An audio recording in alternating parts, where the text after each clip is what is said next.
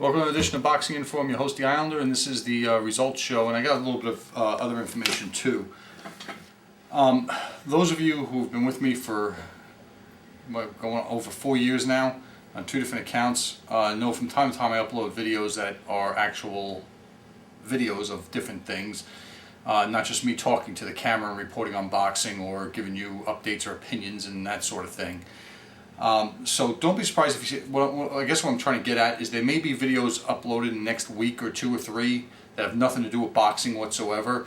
I'm going to try to just put things up there so that different family from across the country and different people from, all over the world that, are interested in different things, whether it be tennis or golf or cooking or whatever. If I see something that I think is interesting, it's one of my favorite things, whether it's off the Food Network or the Tennis Channel or the Golf Channel or this or that I think is helpful for somebody, I'm going to put it up there. So don't freak out about this is what I'm saying. Because of those of you who are subscribers and those of you who are friends, obviously get an email from YouTube when it's working correctly, that I've just uploaded a video. And if you see something that says like Guy Fieri's burgers, rings, and fries or something, like that, don't freak out is what I'm saying. Okay. A lot of you have been hemming and hawing about the last fight that I previewed, which was the Mares-Agbeko Abner Mares finale of the bantamweight title, the bantamweight tournament finale on Showtime. And if you remember, I predicted that Abner Mares was going to win this fight going away. Let me just go back and review what I saw and just let you know I was obviously mistaken. The situation was this: for the first 3 rounds of that fight, my prediction looked like it was coming true as Mares was outworking. Forget about the bogus knockdown in the first round, which was really a swing and a miss by Agbeko. At the same time, Mares just happened to glance a left hand barely off of him when he went off his shoulder when he went down. I mean, I'm being facetious, of course, but neither here nor there. The volume, punches thrown, punches landed, and the dictation of the fight from one to another was all Mares over the first 3 rounds. That all changed in the 4th round when Mares was continuing his assault and backing Agbeko up, and Agbeko crossed a nice right hand over Mares' head. And for those of you out there who love my computer analogies, that was Control-Alt-Delete to Abner Mares. He stopped right in his tracks. He stopped throwing punches. And it was at that point in the fight, in the 4th round, that Agbeko basically got back into the fight. Now, the controversy in this fight, as they fought nip and tuck from there on out, Mares had good stretches, Agbeko had good stretches. Agbeko's good stretches were stemmed by what? What looked to be deliberate low blows by Mares. Alright, here's the deal. I think that most of the low blows were Mares' fault, and the referee, Mora, did absolutely nothing. I think, as a few of you, I don't know if it was Hitman or Above Beneath or Avellino or somebody had responded or wrote that when the referee's not doing their job like Mora wasn't, the best thing for the fighter who is having the infractions done on them to do is to fire back with fire, basically. And all it would have taken was Agbeko to land one good bolo punch to the cup of Mares to knock this crap off. Alright? That's the only complaint I have about Agbeko, but at the same time you have to respect him because he is a stand-up, play-by-the-rules fighter who's gotten the short end of the stick on multiple times. As he documented to Jim Gray in the post-fight interview about he got points deducted against Yanni Perez, and Yanni Perez was using his head and elbows and all kinds of other stuff against him. He against Vic Darchinyan, Darchinyan was doing something to him. He was basically talked to in a stern way by the referee. So the officials have, for some reason, and I don't know, I didn't look up who the officials were in each of those fights, have been against Agbeko on several occasions. Now, I also want to point out, because I don't know if this was made clear on the Showtime broadcast, but Don King, Agbeko's promoter, vehemently complained and protested the decision to have Mora referee this fight before the fight happened. Did you hear me correctly? There was a report that Don King vehemently protested Mora being the referee before the fight even happened, the week of the fight. Now, there's been a bunch of different theories that, about how promoters have influence over officials. And some of you have written me and said, do I think that Golden Boy had the judges, the referee bought, and Don King had the judges bought by the way the scoring went? Listen, I thought, take all the fouls out of the fight and even take the knockdowns out of the fight, I still think that Mares did enough to get by Agbeko. Now, you say if he's penalized the way he should have been penalized, he probably was on the border of being disqualified. Now, let's also take this other portion of this. The 11th round, clear low blow. It was not on the belt line like the referee said. It was not directly on the cup either like the Agbeko supporter said. It was halfway in between. Either way, it was low and it was against the rules. Because what people don't realize about low blows is this. Those cups are tested, or when they were invented, they were tested with people standing there holding them. I don't know if they had jail inmates or prisoners do this, stood there with these cups on while people hit them with baseball bats, okay, to show that the protection was, solid protection. But the difference between the way they test them and the way they're used in the field, or I should say in contest, is that a punch being arched into the cup may not hurt the area where the punch is being covered or blocked, but the surrounding areas, if you've ever worn one of those cups, up in the groin, digs in, and that is what really hurts somebody. You look back at Riddick Bowe fighting Andrew Golota, where Andrew Golota is not just landing one low blow at a time, he's landing 3 or 4 in a row. I mean, that cup is digging up into the skin, okay, in a very sensitive area. That is where the damage is done. Takes the legs away, takes the breath away. Unless you've won one of those cups and you've been hit like that, you don't know nobody knows what I'm talking about. But I mean, a lot of you, most of you who watch this show, a large percentage of you, a majority of you, you do know what I'm talking about. I think the people who broadcast these fights and telecast these fights, and even some of these boxing writers, have never been in the ring in their life. They've never worn one of those protectors. They've never been hit low with one of those protectors on, so they have no idea what the hell they're talking about. So Agbeko was being affected by these low blows, which affected his performance. On the other hand, if the referee was doing his job and he warned Mares like he did, warned him a second time like he did, and basically started and deduct a point and deducted another point, which means there would have been 4 low blows and he would have 2 points deducted, and told him, look, the next time it's over. Mares would have went away from the body, like a lot of you astutely pointed out to me and to each other. Mares would have went away from the body and would have went upstairs. Okay, I still think, you look at this, the way the fight was scored by these judges that watched it, you take away the 2 knockdowns and all of a sudden Agbeko's 2 points closer to Mares. You take away 2 points for low blows, there's a 4-point swing, and all of a sudden Agbeko's keeping his title. Now, that's also assuming that Mares didn't find another way to win the fight or get Agbeko out of there. Here's the fallout from this is this. I thought Mares did enough, even with the shenanigans that went on in this fight, to still eke it out, get by Agbeko. Agbeko, Don King, and his handlers protested the IBF immediately about the officiating. Normally I'm against this kind of a thing when Oscar De La Hoya and Bob Arum protested. I guess it was the Nevada State Athletic Commission and I don't know if the WBC as well, or the WBC and the WBA, when he lost to Shane Mosley and they made a formal protest. That was bogus, okay? 3 judges saw the fight the exact same way, okay? That's bogus. This is very specific about a man inside the ring having a I would say basically he made the outcome the way it is, or he had an effect on the outcome of the fight by his officiating or lack thereof officiating. So Don King and, again, the Agbeko people went ahead and protested the IBF. The IBF reviewed the fight, and the IBF demanded an immediate rematch. Now, to Abner Mares' credit, okay, and to Golden Boy's credit, they said, we accept. We will not run from this. We will set the record straight. The 2 of them are going to fight again, I believe, before the end of the year or right after the first of the year. All right, an injustice has been done to Agbeko. It will be made right now. On the other hand, Al Bernstein during that broadcast brought up a very good point about this fight, which, you know, the fight kind of turned against what he was saying. But as I was watching the lead up to the fight, as Al Bernstein was saying, he's a very smart guy.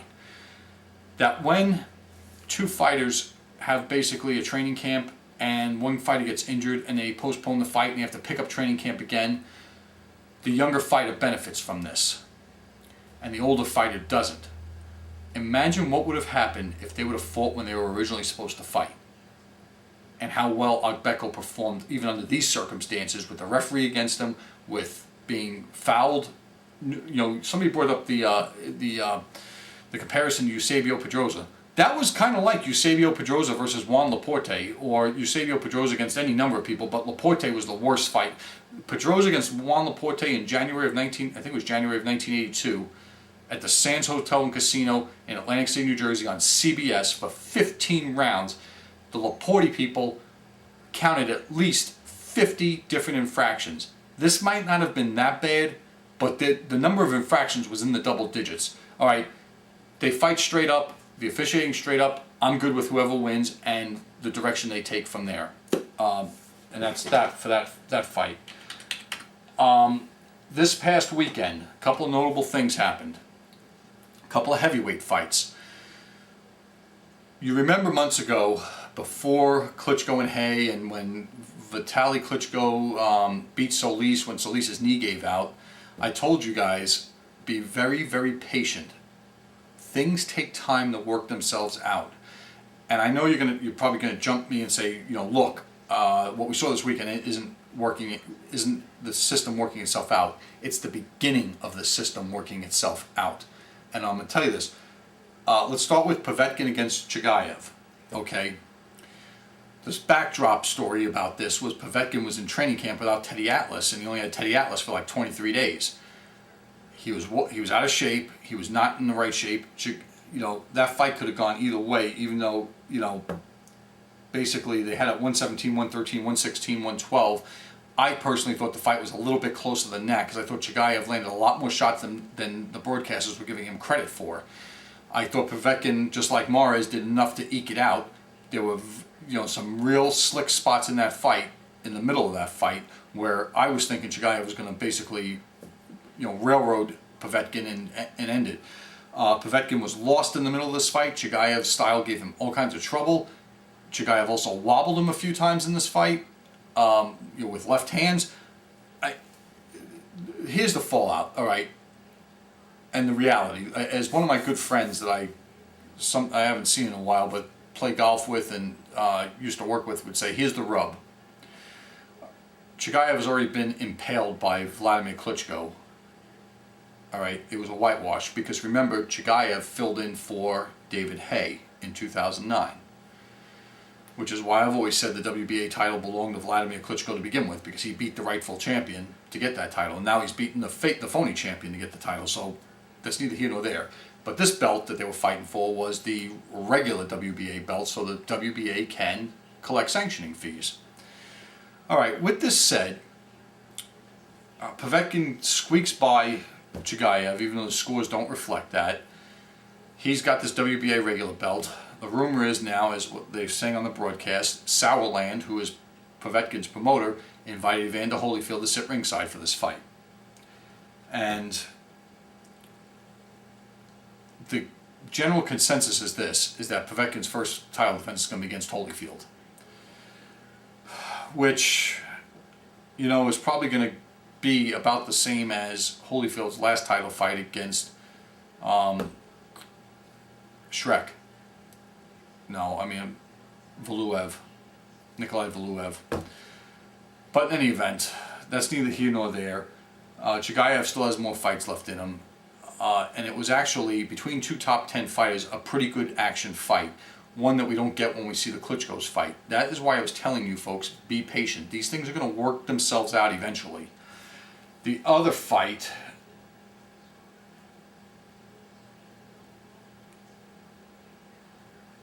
was another battle between top 15 heavyweights.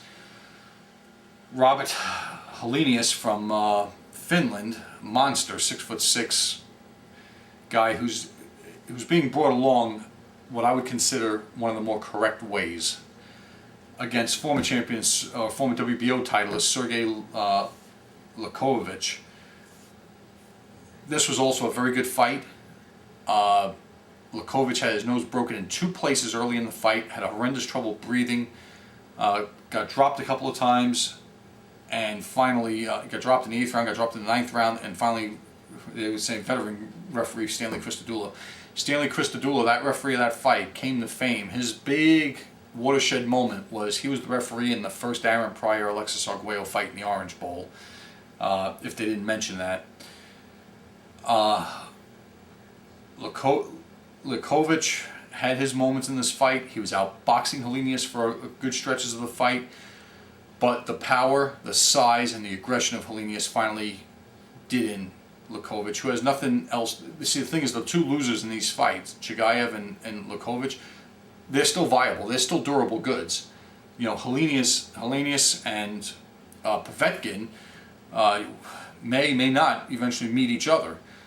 And by that time, they might be a little more polished so that the winner will get a fight with one of the Klitschkos. And the way I'm looking at this is, Helenius and Povetkin may not be the answers to the Klitschkos, but eventually, with fighting other contenders, eventually we are going to get the answer. Or the guy that scores the Oliver McCall or Hasim Rahman upset. I think what we strive for and what we look for when the heavyweight division is as stale and dead as it is, we look for one great hope. I mean, a lot of people are pinning it on Chris Arreola. A lot of people pinned it on, what was his name? I forgot, but he got knocked out in like 2 rounds.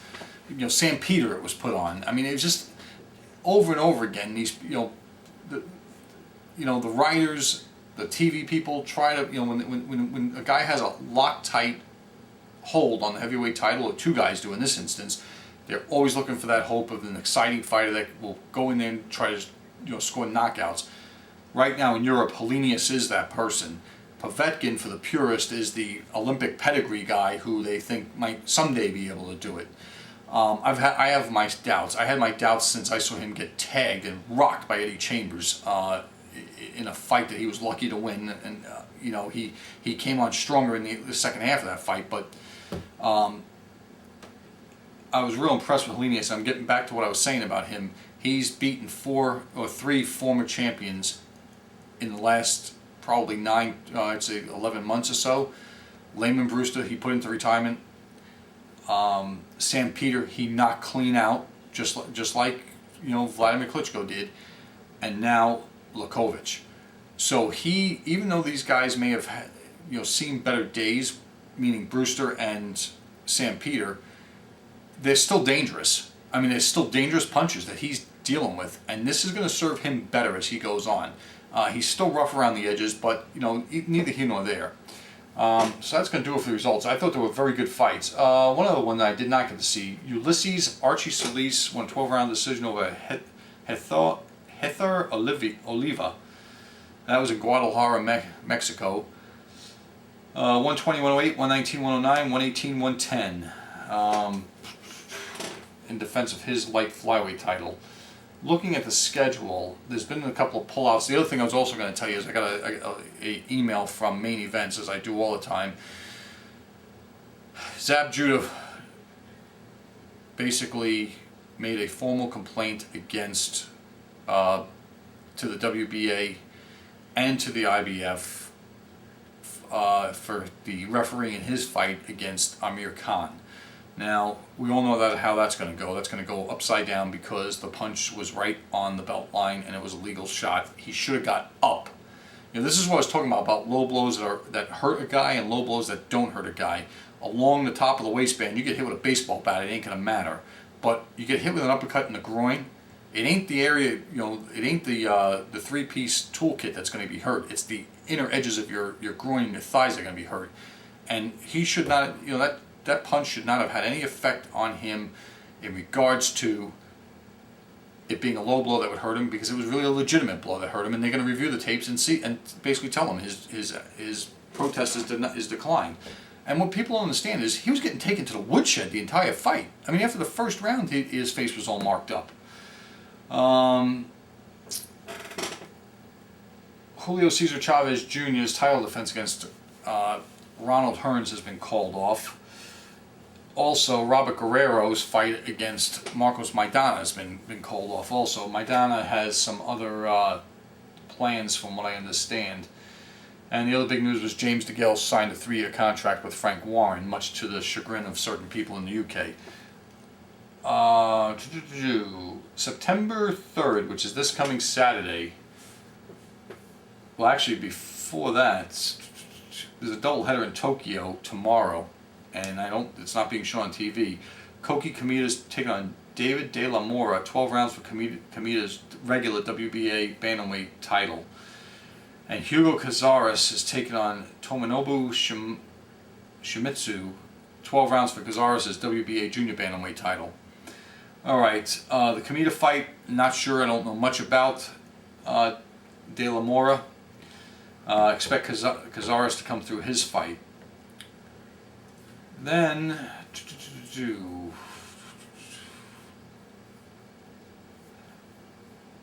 on September 3rd on HBO from Biloxi, Mississippi, how do you pronounce that? Zavek? He's taking on Andre Berto for Zavek's IBF welterweight title. You know, I expect Berto to bounce back from his surprising loss to Victor Ortiz and loss of a payday against Floyd Mayweather to really take it out on this guy, but you never know. And Omar Chavez is fighting on Fox Deportes that night. Humberto Soto's fighting a 10-round junior welterweight fight in his homeland of Los Mochis, Mexico, against Jose Alfaro. What else has happened? Victor Archinian is fighting in Armenia against Evans Mbamba, 12-round bantamweight fight.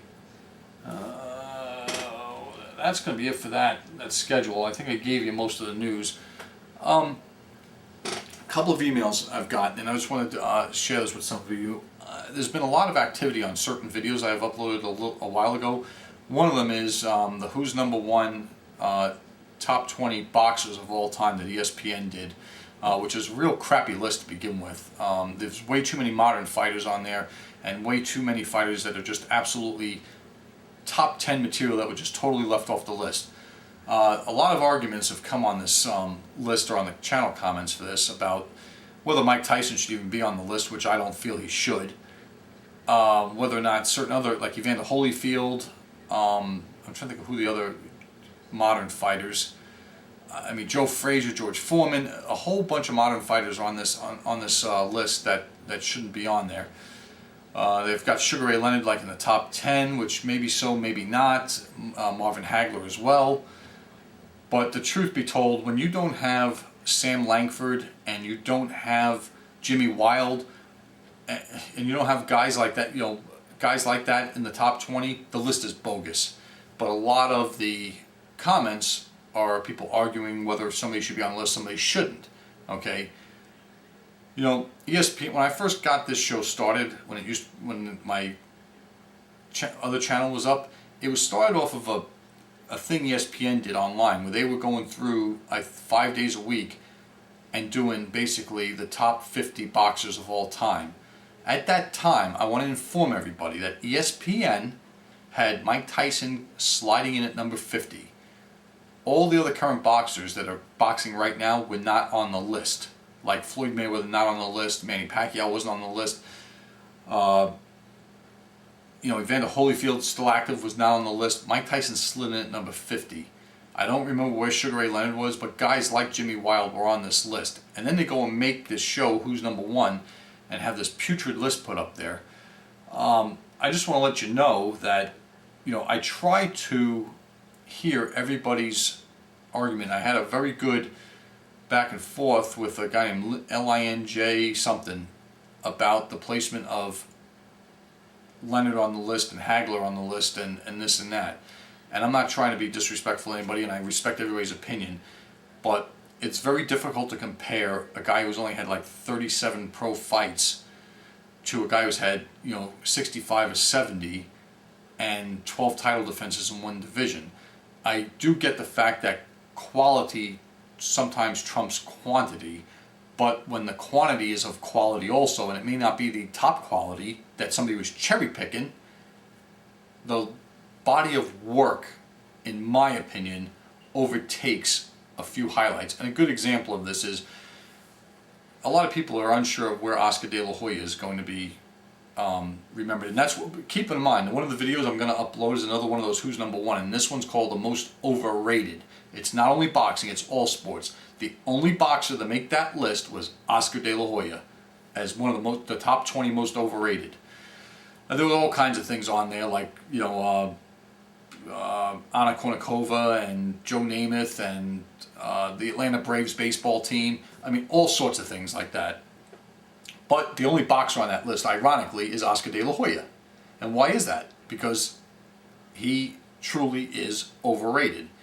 As Teddy Atlas likes to say, he's lost almost all the big fights he's been in. I will defend him with Rafael Ruelas, which is a pay-per-view big fight, Genaro Hernandez, may he rest in peace, another big fight, and the Corte fight.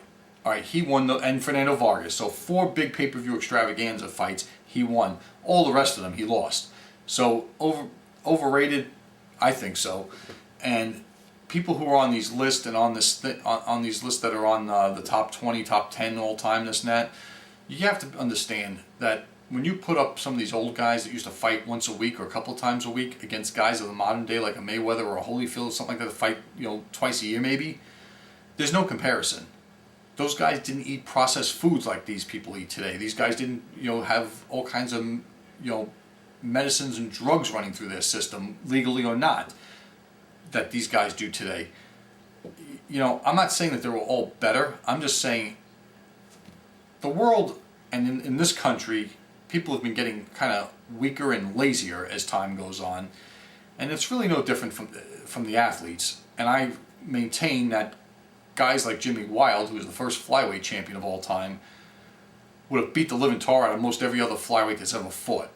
And I'm just, you know, we're talking about a guy that's had 100 fights and lost 3 times, and has one of the greatest knockout percentages of all time. And he's never found on any top 10 list or any top 50, you know, top 20 list. And that's all I'm going to say about that. I'm going to try to be back soon, hopefully before I start uploading, you know, video documentaries and little shows and this and that. But again, don't freak out if I do. Take care, everybody.